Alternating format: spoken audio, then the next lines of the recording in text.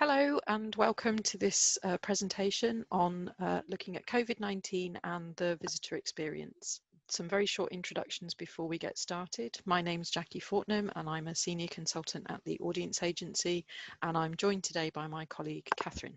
Hi, I'm Catherine Bradley. I'm also a Senior Consultant at the Audience Agency. So today we're going to be looking at three different phases: your pre-opening planning, your data collection after reopening, and things to look out for going forward. For those of you who aren't familiar with the Audience Agency, we're a non-profit charitable organisation, and we work with arts and cultural organisations right across the country and internationally, using data to help organisations make informed decisions and support more meaningful engagement with their audiences. So the first section of the session today looks at informed planning for reopening. So looking at particularly why use evidence and why now, some useful data sources and tools, considering how your visitors might have changed as a result of COVID-19, and COVID-19 impacts on the audience spectrum segments. So why use evidence and why now? Well, at any point of change or development, it's important to understand where you're starting from so that you can understand the impact of the change and build a plan to respond effectively and sustainably. A consequence of COVID-19 is the potential change in people's needs, in how they behave and in what influences their decision making. The strategy for responding to these changes will be different for different organisations. Informed reopening includes understanding, first of all, your usual visitors, and then considering the wider evidence, trends and opportunities in your local area and the wider market, as well as how your visitors are likely to have experienced and responded to COVID-19. Without considering these factors and questioning how to respond to them, there's a danger of continuing to deliver what has worked well in the past, which may lead to slow or no recovery for your organisation. You may also be at the point of planning new ticketing or booked entry systems, and now is a great time to think about how these might be designed to collect vital visitor data. And once you reopen and people attend, monitoring visitors is essential to understand your new visitor profile, identifying any changes or gaps, and the experience visitors are having at your venue. I'm just going to move on now to run through the Audience Finder programme briefly.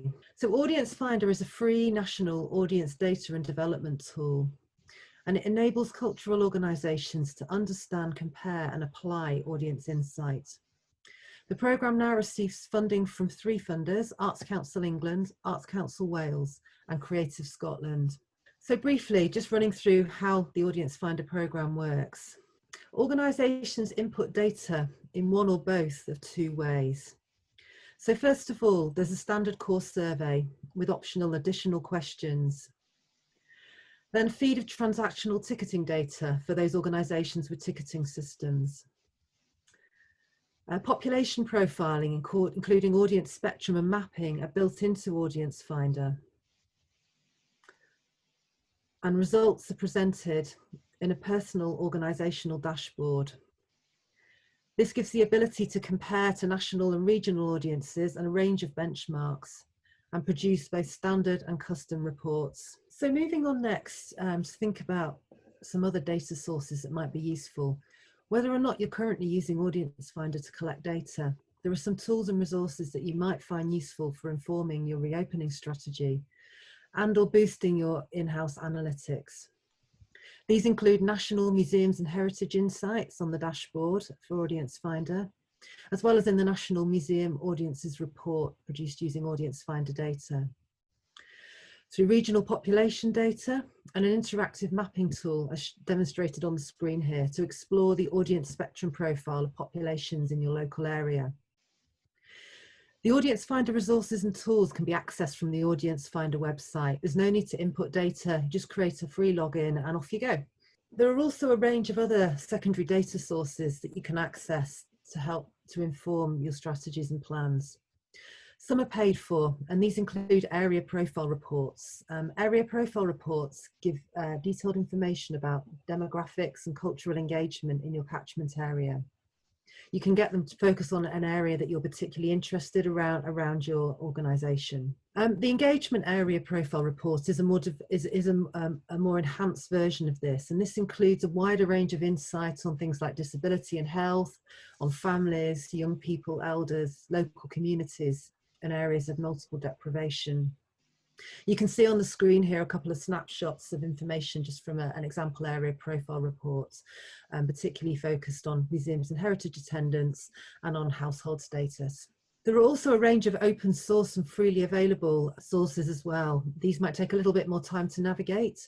They include the interactive online tool published by DCMS to make national data from the Taking Part survey more accessible, as well as a wide range of other data such as Office for National Statistics data.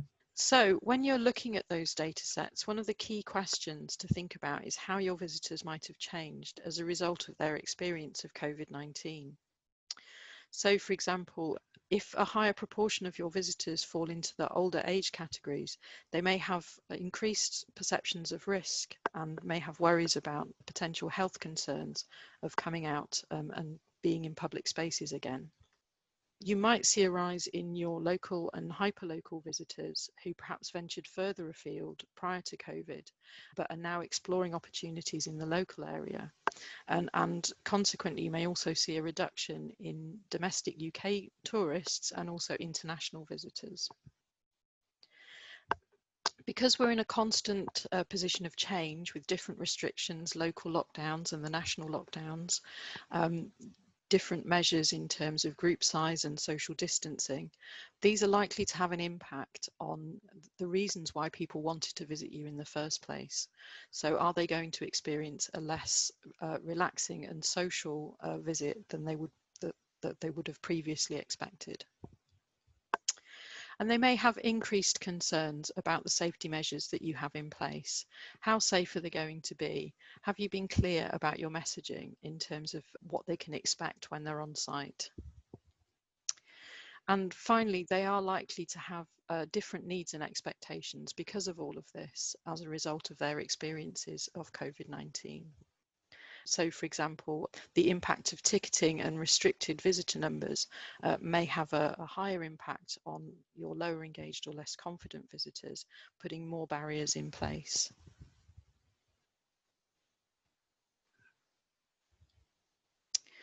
So what we're going to look at now is how you might want to think about those different visitor groups.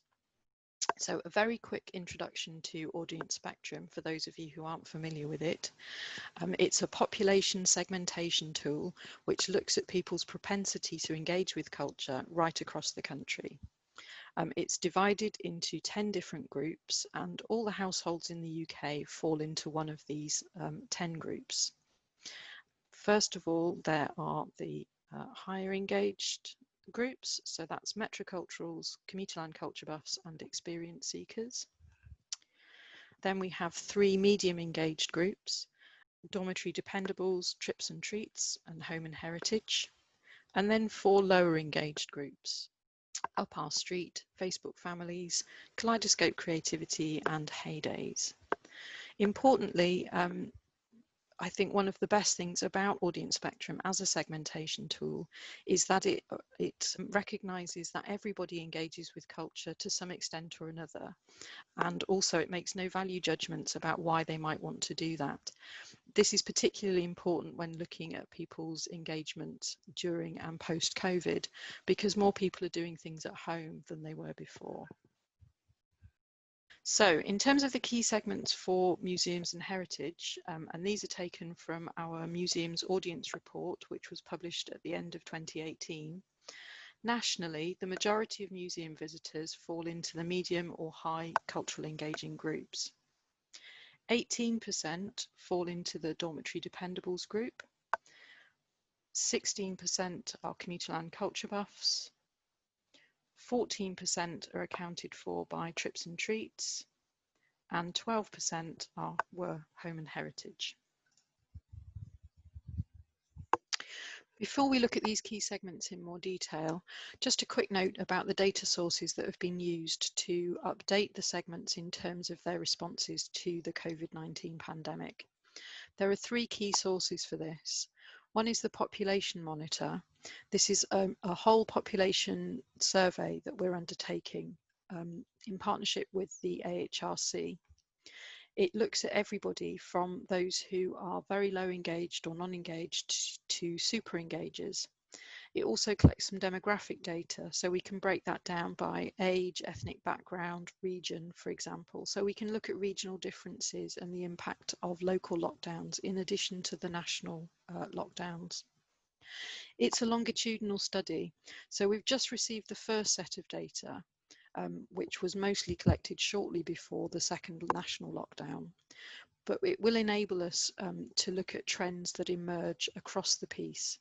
So we will be looking for changes as we go through the different data sets. We also used information from our digital survey. Over 200 organisations have been collecting data on digital engagement with their audiences in between lockdowns. So this has created quite a large benchmark sample that we can use to look at how the segments are responding to new digital content and what they're doing differently compared to what they were doing before the pandemic broke.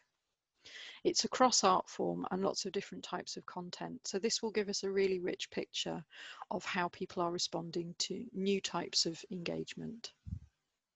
And finally, there's a third data set where we looked at those organisations who did manage to reopen in between the two national lockdowns. So we looked at their audience profiles for this year compared to last year, just to see where the differences were. Some caution with this data set because it only includes 17 sites within Audience Finder, but it is cross art form. So it does give us a snapshot of what engagement looked like in that brief period in between the first and second national lockdowns.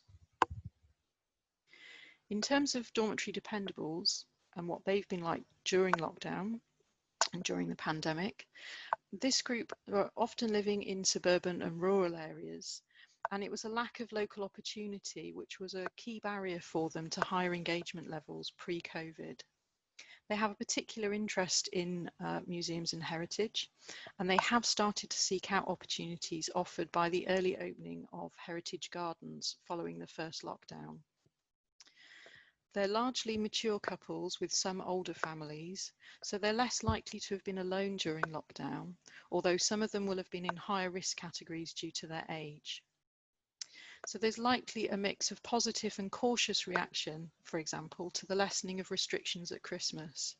Some of those with older children away at university may be concerned about the health risks of getting together once they return. They do tend to be a fairly affluent group, and the population monitor data indicates that around a third have seen a decrease of income post-COVID. So there are some concerns from redundancy and unemployment, which may be particularly linked to the fact that this group would have expected to have been in their peak years of career and earnings at this point in their life stage. They have been one of the groups that are most likely to donate to heritage organisations, but because of these risks to their own income, you may see that they become more hesitant in the future. Data from the population monitor also indicates that they've started to access socially distanced activities post the first lockdown. So they are looking for opportunities to get out and about. So things like outdoor heritage and museums they're particularly looking for opportunities there. They've also increased their online activity, and it looks as though what they're doing there is filling up the live performance gap, because they've got less opportunity to attend live performances locally, particularly following the pandemic lockdown. They're looking to fill that gap through online streaming of live events. And they've also taken up some online participatory activities, which is a new strand of online engagement for them since the pandemic started.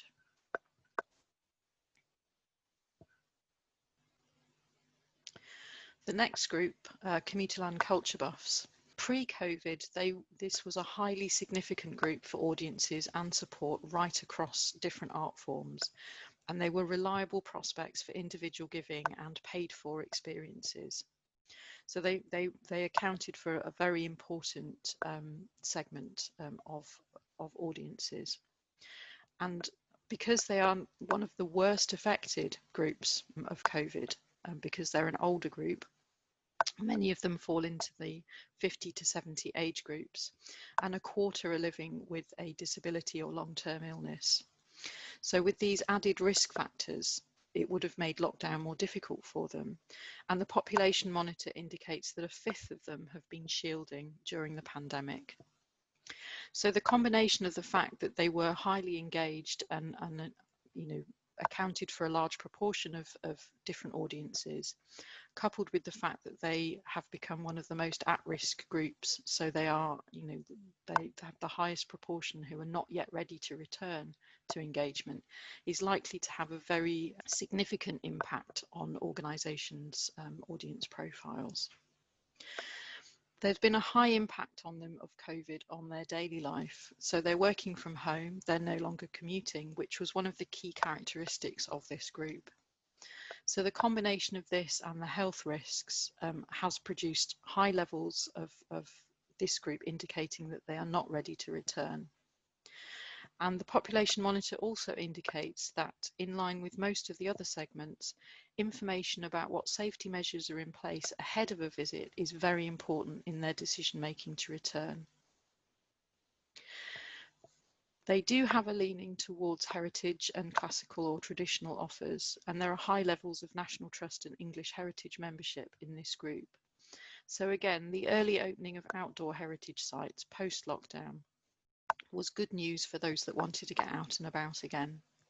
And the population monitor supports this and indicates that visits to heritage parks and gardens are more likely right now than engagement with any other art form. 42% of this group have done that since March 2020. Their museum visiting, by contrast, is very low. Only 7% have visited since the first lockdown, and 54% say they are not yet ready to visit. As they previously made up a significant proportion of museum visitors, this is likely to have an impact on a lot of organisations. They are, however, relatively financially secure, so this has had less of an impact on them. If they are still working, they're likely to have been able to do so from home. And the monitor indicates that they're more likely to have renewed their cultural membership since March than make one-off donations. But also their income largely remains the same. So there is some potential there to warm them up, and approaching them as a prospect for donations may be a way to continue, for them to continue to support the arts that they love. Prior to COVID, they already used arts organisations' websites, but it was a bit functionally really looking for, you know, what was on and opening times and things like that. But their sort of high engagement levels, in combination with the fact that they haven't been able to get out and about during lockdown, has encouraged them to start using streaming much more than they did previously. So our digital audience survey indicates that comparatively high levels of Commuterland Culturebuffs are now engaging with online content. And the population monitor also shows higher levels of engagement with live performances, so drama and live music streaming. And much of this is new activity since March 2020. Our next group, Trips and Treats, not such a highly engaged group, so this is one of the medium engaged segments. And pre-COVID, they were looking for days out as a family, as a social experience. Post-COVID, cultural activity is not a priority for them, although they have remained moderately active. They're also very keen on sports and shopping, which they may have been missing more during the lockdowns, both national and regional. So the opening up of attendance for grassroots sports and etc., that will be a boon for them. They're less risky in terms of coming out of lockdown in terms of their health, being a slightly younger group, young families.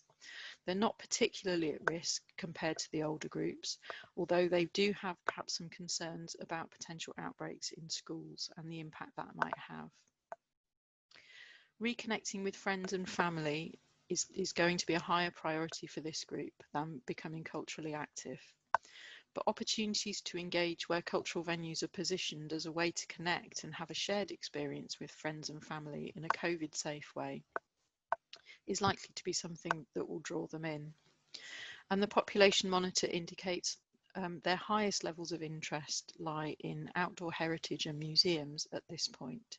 Also, a certain amount of cinema going in between lockdown, likely because the cinema offer is local and it's familiar to them. And there was an offer ready to go with a number of blockbusters held over from the pre-COVID period. News about the Christmas relaxation of some restrictions will be a positive thing for many people in this group, and they will be looking for opportunities for friends and family groups to mix. They're relatively comfortably off, but not a wealthy group. And having increased costs of children being at home longer during the lockdown will mean that some of them have less of a buffer than some of the other segments. The population monitor indicates that 35% are recording having less disposable income since the pandemic. And this means there's potentially more risk aversion around the cost of cultural activity as part of a day out. Pre-COVID, they didn't engage with cultural digital content very much, and we haven't seen any significant changes there. The monitor indicates a slight increase in streaming live performances, but there's definitely a preference for getting out and about rather than watching online content. So, for example, the Joe Wicks PE sessions are likely to have been popular during lockdown because they did involve some sort of activity. Our final group, Home and Heritage. They were not frequent attenders pre-COVID, but they definitely have a preference for heritage and familiar cultural offers. They're often living in rural and small towns, so access to their cultural provision is often an issue. So they may have been a group, for example, which particularly enjoyed group outings, so perhaps coach trips and things like that, to heritage offers further afield. So that's something that they may have been missing in between during the pandemic. They are an older group, so nearly all of them are over 60 and 69% are over 70. So they have been more at risk, and the monitor indicates that 27% of them have been shielding during the pandemic. Most are retired, so the risk to them in terms of their income is more about their pensions rather than their job. But the monitor indicates that at the moment they haven't seen any significant change to their disposable income. Because of the health risk, they are showing lower active interest in returning to cultural engagement, even compared to the generally lower engaged segments. Again, heritage sites reopening early after the first lockdown has been a positive for the group, and the monitor shows the highest levels of active interest in returning is around those outdoor heritage offers. They're not very connected with digital arts activity, and they're much less likely to engage online than other groups. Although the digital survey suggests, in line with the population monitor, that they have been watching some mainstream high-profile content. So they've been streaming plays, for example, but it's much more likely to be more traditional offers from prominent organisations like the BBC or the Royal Shakespeare Company, etc. So sort of more classical content. So that's a very brief look at the key segments for museums and heritage. There's a lot more information available from our website, so I would encourage you to have a look at the resources there. But what we're going to look at now is how you can manage your data collection going forward. So as Jackie said, we're going to spend a few minutes now considering how to best manage data collection after reopening, and in particular looking at effective and safe visitor monitoring. Once you're open again, it's important to collect data about your post-COVID visitors.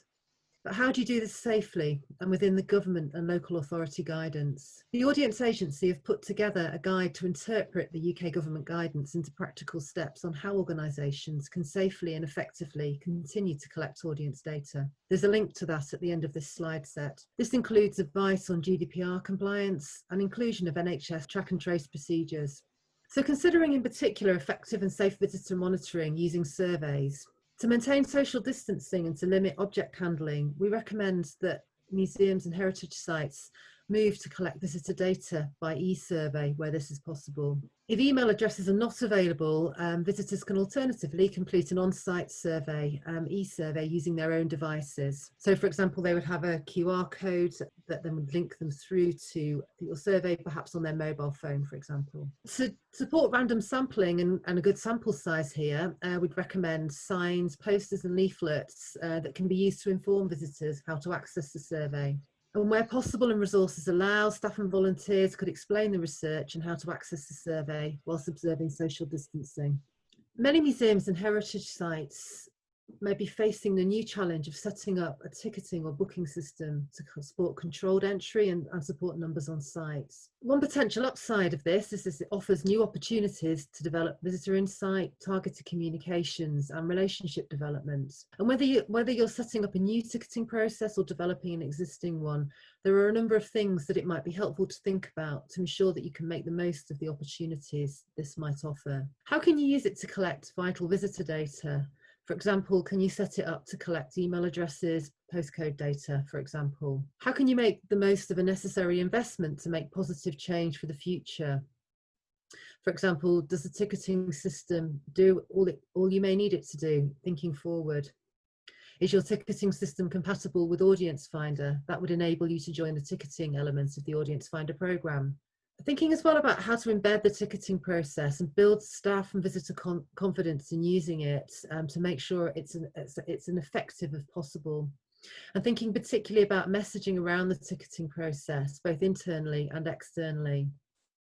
Getting the basics of a ticketing system right will enable you to create a data-rich organisation, which can really help to support informed decision-making, as well as help build an effective customer relationship management system. As with all data collection, it's really important to ensure that you're familiar with GDPR and that your processes are compliant.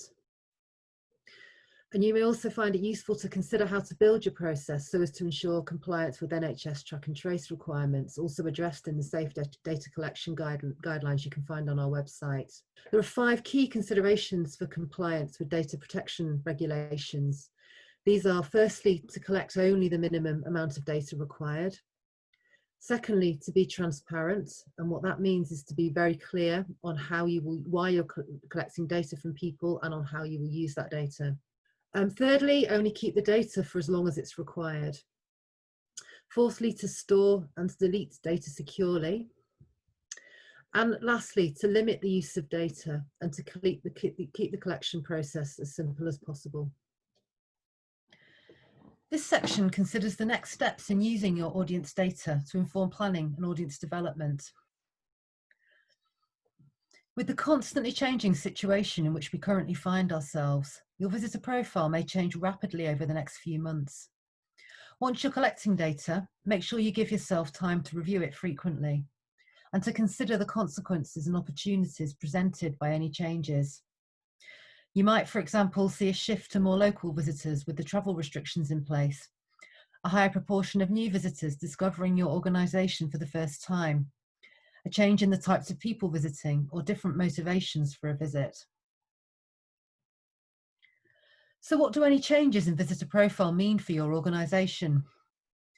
They may have an impact on long-term planning as well as short-term adjustment. At the moment, we don't know what the long-term impacts of COVID-19 will be on people's engagement with museums and heritage. You may need to review your purpose or mission to check if it's still relevant, and explore how effective your current marketing strategy is in light of a changed visitor profile, and if your messaging is still telling the right story. Changes to your offer or programming may be required to meet the needs of new visitors or to take advantage of new opportunities to engage people. And who hasn't returned to your organisation? What might you need to do to attract them back? There are a range of audience development planning tools on the Audience Agency website and the Audience Finder site that you might find useful. So now we're just going to have a quick look at a case study. Audience information has been used to put new strategies into action. And one of the ones we're going to look at is Barnsley Museums, whose community story is available from our website. So this is just a sort of snapshot of how they've been dealing with the challenges posed by the pandemic. So essentially what they've seen is a story of change. So from the initial shock of life in lockdown, through a period of adaptation and learning, through to informed planning and adjusting to a new normal. And some of the things that they've been talking about is the recognition that it's not just inside their buildings that they engage with people, that the work they do out in the community brings people together with opportunities of companionship and connection. So for all of that to stop so suddenly was really shocking for them, as well as for their residents and visitors. And although their inside spaces were closed, it soon became clear that their outdoor spaces were even more precious as people sought to spend time in the natural environment during the pandemic. Also, some of their ambitions for digital content delivery, for example, were accelerated, and plans started to move forward quite quickly to ensure that they were able to continue connecting with their physically absent visitors. And they worked collaboratively as a service. Everyone came together to share ideas and to plan how the new way of working would take shape. So how did they adapt? After realising that the closure would likely to be months rather than weeks, the Barnsley Museum team adapted very quickly, moving rapidly from a full and varied physical programme to an exciting and engaging digital one. So some of the content that they started to produce were things like virtual experiences, 360-degree tours and live Q&A sessions. They also planned a programme of online family experiences. So there were jigsaws and games, well-being sessions, and learning and reminiscence experiences.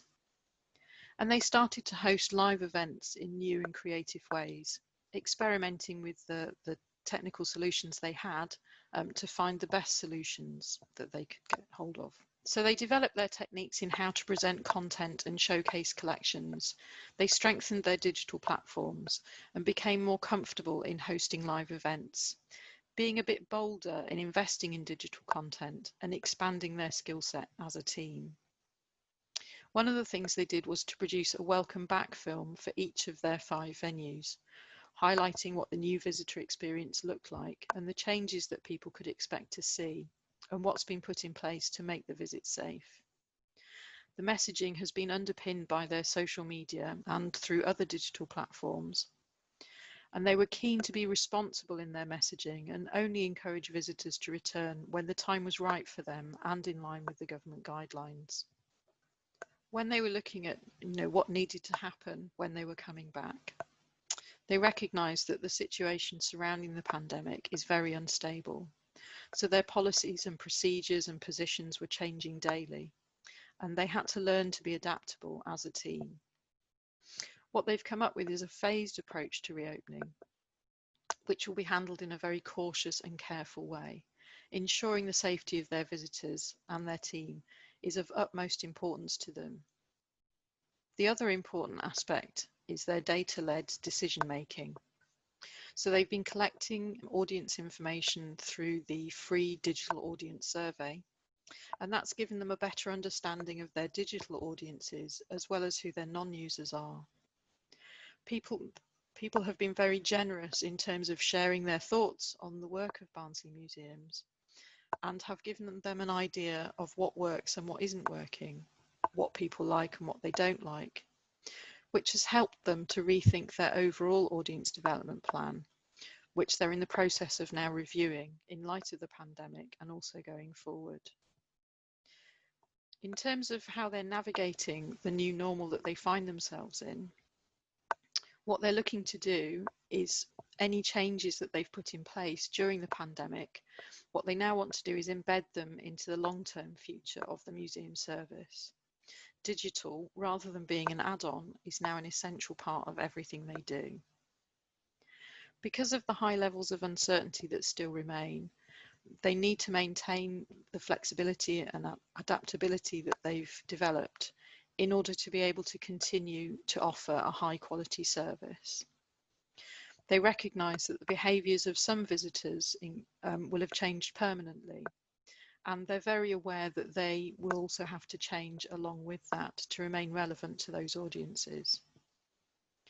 And also, they've recognised that the importance of the outdoor spaces has been really highlighted during this period, and they're especially keen to continue considering how they can use them to ever better advantage so they can become a regular part of people's routine in the future.